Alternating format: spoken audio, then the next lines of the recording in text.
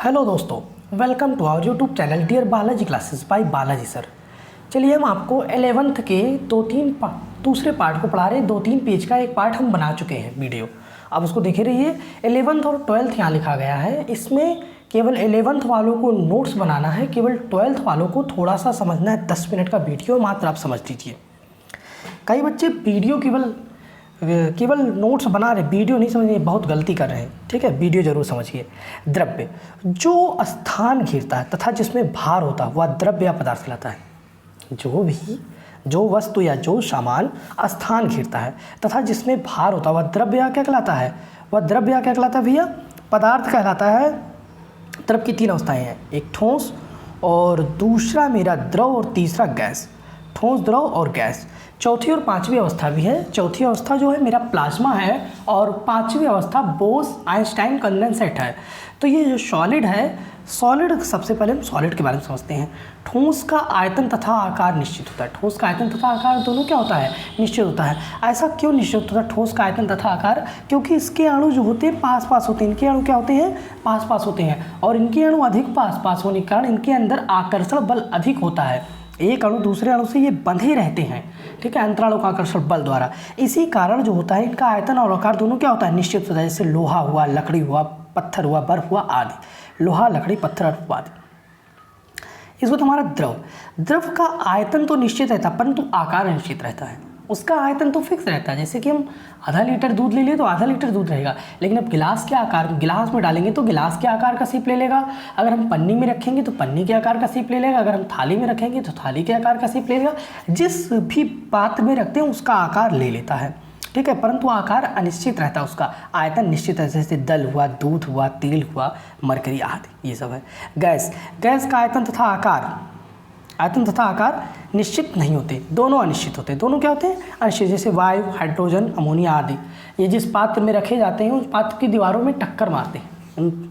Gas के अणु जो है लगातार इधर उधर जिगजैग मोशन करते रहते हैं और जिस भी पात्र में रखे जाते हैं वो लगातार उनकी दीवारों पर क्या करते हैं? टक्कर मारते रहते हैं। द्रव की 3 अवस्थाएं परस्पर परिवर्तनीय हैं। ठोस को गर्म करने पर क्या बन जाएगा? द्रव, और द्रव को गर्म करने पर गैस, गैस को ठंडा करने पर द्रव, और द्रव को ठंडा करने पर ठोस हो जाएगा।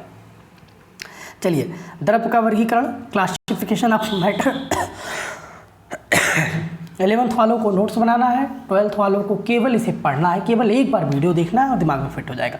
द्रव्य को 2 पार्ट में डिवाइड किया गया है। पहला पार्ट है मेरा शुद्ध पदार्थ और दूसरा पार्ट है मेरा मिश्रण। शुद्ध पदार्थ को 2 भागों में डिवाइड किया गया है, एक तत्व, एक यौगिक है, और मिश्रण में एक समांगी मिश्रण और एक क्या? विषमांगी मिश्रण। चलिए, तत्व ही तो मेन चीज़ है। तत्व वे पदार्थ हैं, एलिमेंट। तत्व वे पदार्थ हैं जो भौतिक तथा रासायनिक विधियों द्वारा अपने से सरल पदार्थों में, तत्व वे पदार्थ हैं जो भौतिक तथा रासायनिक विधियों द्वारा अपने से सरल पदार्थों में विभाजित नहीं किए जा सकते हैं, ना ही उनसे बनाए जा सकते हैं। जैसे लोहा हुआ, कापर हुआ, ऑक्सीजन हुआ आदि, ये सब अपने आप में एक तत्व हैं। ना तो इन्हें भौतिक तथा रासायनिक विधियों द्वारा सरल पदार्थों में विभाजित किया, इन्हें तोड़ा नहीं जा सकता है, ठीक है, सरल पदार्थों में, और ना ही इनसे कुछ, ना ही उससे बनाए जा सकते, ये तत्व हैं। ये क्या है? हमारे तत्व हैं, जैसे लोहा, कापर, ऑक्सीजन। तत्व 3 प्रकार के होते हैं, धातु, अधातु, उपधातु, मेटल, नॉन मेटल, मेटलाइट्स। चलिए, मेटल में लोहा, चांदी, तांबा, जिंक, कापर, ये सब मेटल है। Non metals sulphur, hydrogen, carbon आदि हैं। उपधातु में मेरा आर्सेनिक, एंटीमनी, ठीक है। हम 5, 2, 7 तत्वों को मेंडलीव की सारणी पढ़ाएंगे तो उसमें बता देंगे, ठीक है। तो धातु मेटालॉइड्स में आर्सेनिक, एंटीमनी आदि है। चलिए, ठीक है। बोरान भी, सिलिकॉन भी है। चलिए आगे बताते हैं।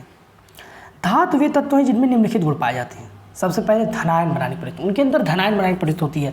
धनायन कब बना पाते हैं? जब वे अपने बाह्यतम कोश के इलेक्ट्रॉन को लूज कर देते हैं। बाह्यतम कोश के इलेक्ट्रॉन को लूज कर देते हैं। जैसे Na है, ये आप कहते हैं कि सर ये मेटल है, ये क्या है? मेटल है। चलिए, मेटल है तो इनका इलेक्ट्रॉनिक विन्यास होता है 2, 8 और 1, 2, 8, 1।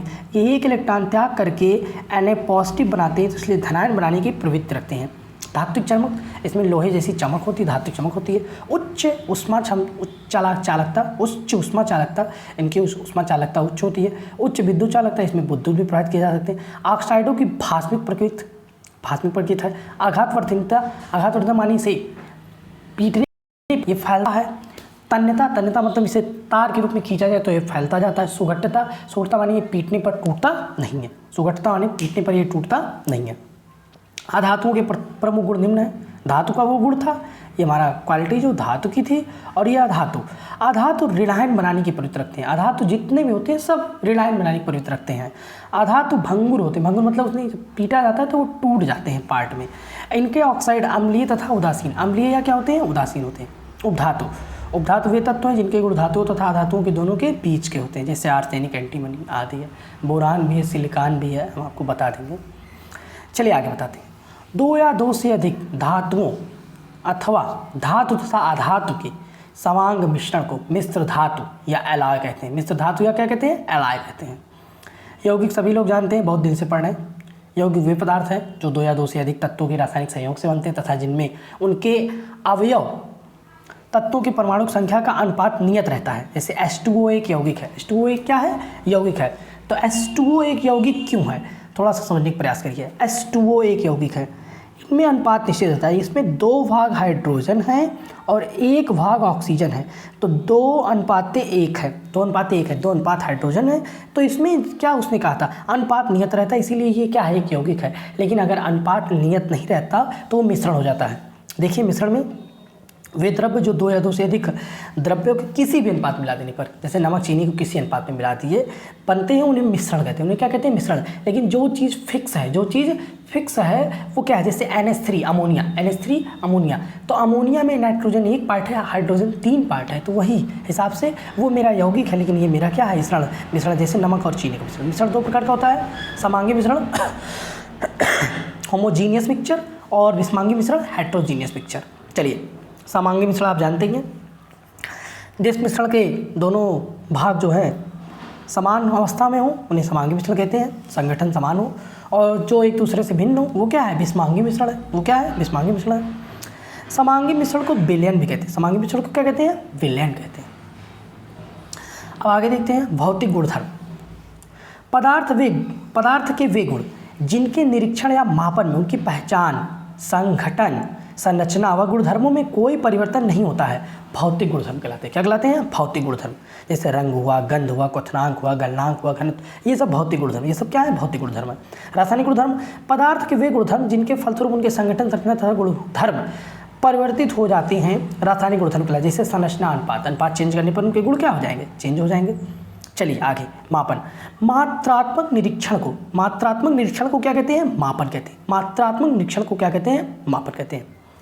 यसाई पद्धति में पूर्व लग्न क्या लगाते हैं, जैसे डेसी है, डेसी के लिए प्रतीक D होगा, 10⁻⁻1 होता है इसका लिए। सेंटी है, ठीक है, डेसी के लिए स्मॉल d है, इसके लिए 10⁻⁻1। सेंटी के लिए स्मॉल c है, इसके लिए 10⁻⁻2। मिली के लिए स्मॉल m है, इसके लिए 10⁻⁻3। माइक्रो के लिए म्यू बना है, इसके लिए 10⁻⁻6। ठीक है, ऐसे यहाँ हमने लिखा है नानो। कई बच्चों के माइंड में ये क्वेश्चन चलता होगा, सर नानो होगा कि नैनो होगा। आप नैनो भी पढ़ सकते हैं, नानो भी पढ़ सकते हैं। नानो का स्मॉल n होगा, 10⁻⁻9 होगा। पीको मतलब P 10⁻12, फेम्टो 10⁻15। हमने ये क्वेश्चन एक बार क्लास वर्क में दिया था, होमवर्क में दिया था, कोई भी बच्चा करके नहीं लाया था। ठीक है, तो फेम्टो का 10⁻15, डेका का 10⁻1, हेक्टो का 10⁻2, किलो का 10⁻3, किलो का क्या होगा 10⁻3। मेगा का हो जाएगा 10⁻6, मेगा का क्या हो जाएगा बाबू 10⁻6, गीगा का हो जाएगा 10⁻9, टेरा का 10⁻12। तो इस प्रकार हमने जो है आपको ये 6 पेज का नोट्स PDF प्रोवाइड किया है।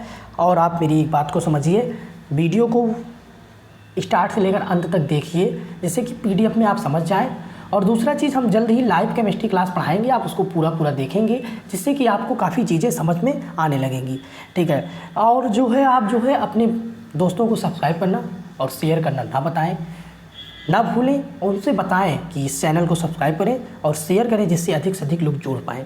दूसरी बात यह है कि आप जो है, अगर हम आपको लाइव केमिस्ट्री पढ़ाएंगे तो आप अपने नोट्स को लेकर बैठिएगा, पेन लेकर बैठिएगा, जिससे आप अपनी तैयारी को कंट्रोल कर सकें और उस वक्त लिख सकें।